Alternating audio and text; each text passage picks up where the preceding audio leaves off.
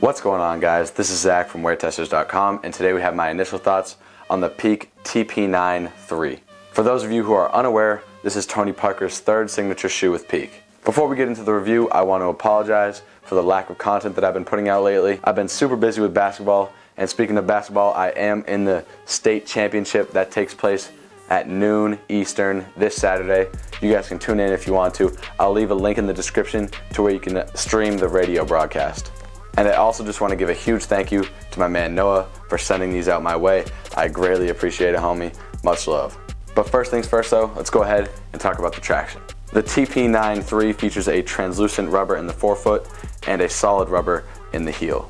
In the forefoot, we have this wavy bone traction pattern. It's very similar to the Rose 5 from a visual standpoint.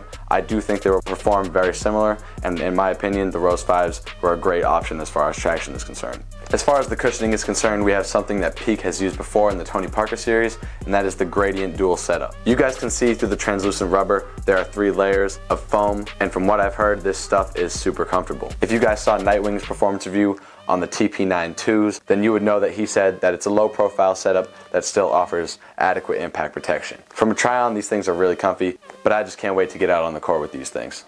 Along the upper, we basically just have a bunch of synthetic leather all along the midfoot and forefoot, and then you have a synthetic patent leather around the toe end just to prevent any tearing of the material due to toe drags. You can see along the mid panels there are some open mesh areas. That is what Peak is calling their cool-free technology. You can also see there are perforations in the synthetic leather in the forefoot just to give you some additional ventilation. Towards the heel of the shoe, we have an external TPU heel counter. You guys can probably hear that. I think this thing will keep you from shifting side to side, and it will also keep you locked in from a lockdown perspective. I think these things will definitely be solid in that category. Speaking of the fit though, these things are a size 12. I wear a size 11 and they still fit good in my opinion. Chinese sizing is always really weird like that, so what I recommend is to go up a full size from your regular US size. Once again, these are a US 12, but they fit like an 11, and to me they fit pretty good. Towards the midfoot of the shoe, underfoot, we have what Peak is calling the foothold technology. Basically, this is just here for some additional torsional support.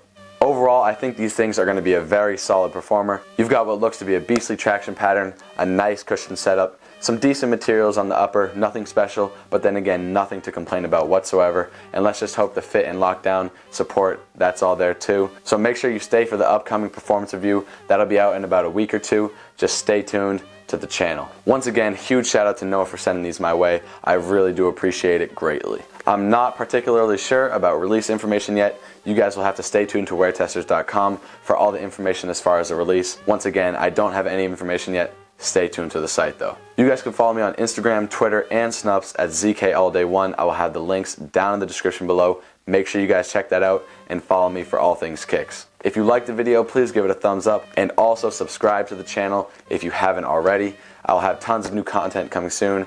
Next up, we're going to have the Jordan Rising High Performance Review, followed by the Jordan 30, Damian Lillard 2. You've got these, the Dwight Howard 1s. I've got tons of upcoming stuff planned for you guys, so stay tuned for the channel and make sure you subscribe. That's just going to about wrap it up though. Hope you guys enjoyed the video. Stay tuned, and I'll see you guys next time.